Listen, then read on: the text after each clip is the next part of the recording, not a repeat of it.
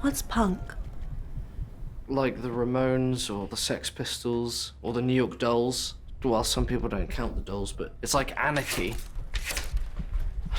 Now that is punk. So I was a late punk, but still feel like a bit of a punk. But in the way that is like about community, you know, not about just smash it, but it's like question it, skeptical of authority.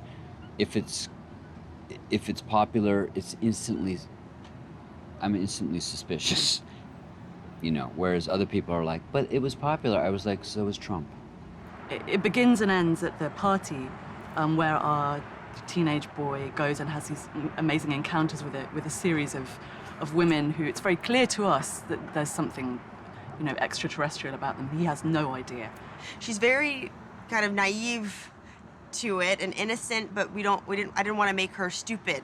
She just doesn't know, and she has a really strong curiosity and wants to find out and wants to wake that rebellion up that's inside of her, and in does, and especially when she figures out what punk is, it's like that's the most rebellious of all, and she just wants to have an experience. She has the most human traits of the aliens. Yeah. And even more human traits than a lot of the humans they're in as well. I mean, that's why Enna's so attracted to her, is because she embodies punk in a way that she's fearless in her pursuit of knowledge. I don't wish to be interrogated on this matter any further, so I'm just gonna walk away, and when I come back, we won't speak of this again. I always encourage the actors to give me some input, as long as I could have final say in the editing room.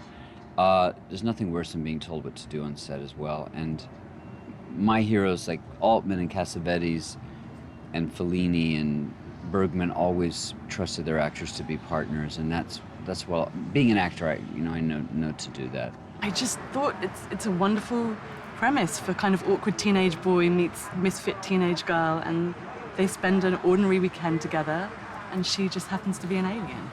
There was several journalists ago who was a little baffled but very sweet, was saying, but it is a love story and it is science fiction, but it is a comedy, but it seems to have social commentary.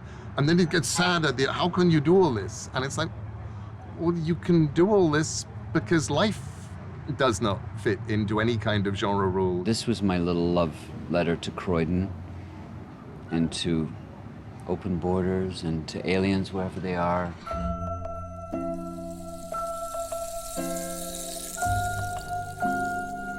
This was a risky, once again, a highly experimental kind of conceit. Formally, narratively, it held together with a traditional sort of mystery tale driven by, you know, young subjects on a journey, finding out who they are, maybe the most universal story of all. How do you understand a world that you're not part of, you know? I mean, so what do you do? I mean, the trick to understanding is to try to be, with culture, to try to be in both rooms.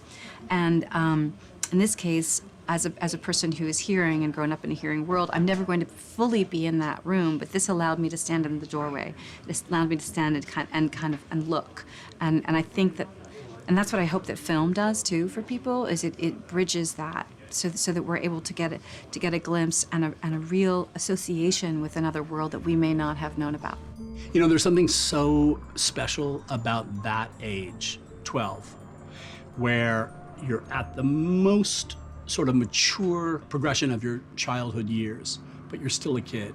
And it's before hormones have come in and adult responsibilities have compromised the way you see the world. There's something so clear-headed about a 12-year-old. I can never imagine precisely what Todd will do, you know. He always surprises me, and that's what's kind of amazing after knowing him for such a long time and seeing so many of his films.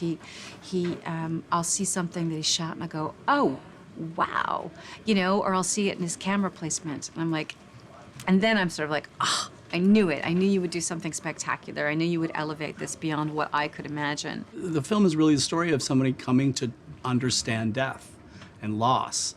He doesn't know that. I mean, he lost his mom, but he doesn't know that's also the fate that he's about to learn about other people in his life. Hello? You see how much energy and how meticulous Yorgos is in designing a scene from where he's putting the camera.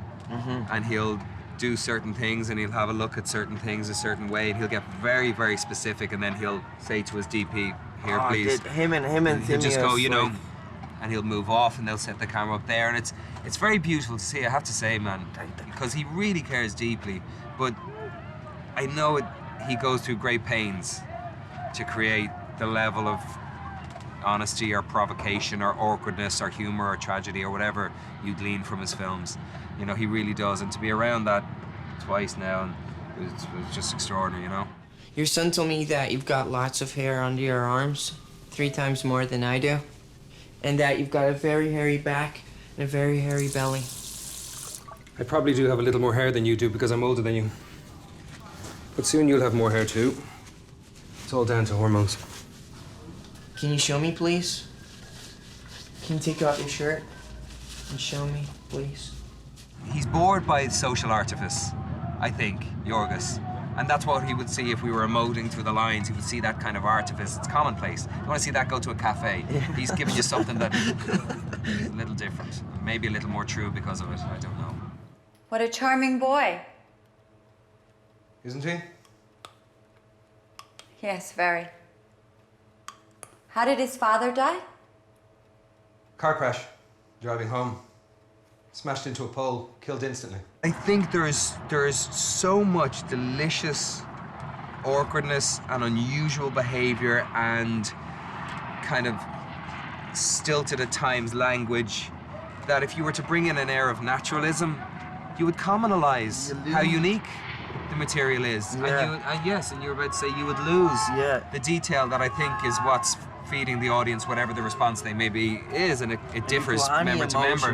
But if you do that thing, it just becomes commonplace, and so it's not a trick. You're not doing it to be unusual. You're doing it to allow or certainly, it feels like you're just trying to get beneath it, like the story and the dynamics and the awkwardness, which ideally inherently holds whatever the truth may be in the piece exists there, and you're just trying to sneak in under it, you know. Lords and ladies of the royal court, bow down. The queen is in the building. AKA Killer P!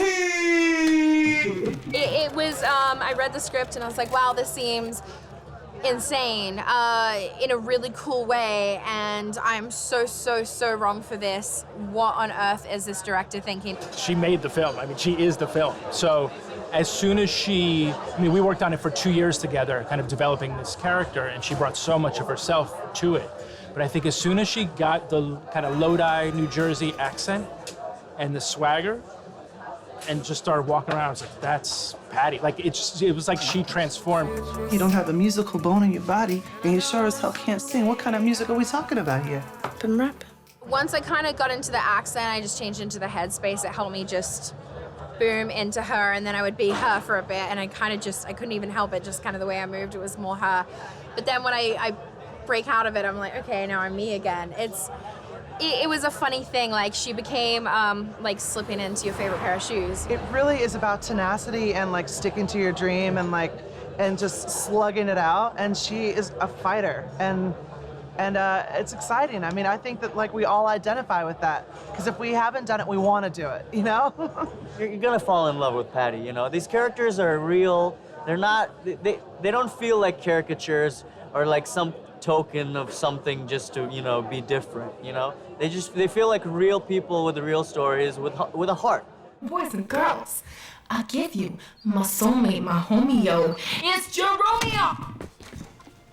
This isn't Showtime at the Apollo, okay? And once you have that accent, like, curse words sound better, like, you just don't want to mess with that girl, you know? She just felt very authentic to me. And so it was a very interesting metamorphosis. He just had this like blind faith, and I don't know why, but I really appreciate it because it kind of gave me the confidence to be like, you know what?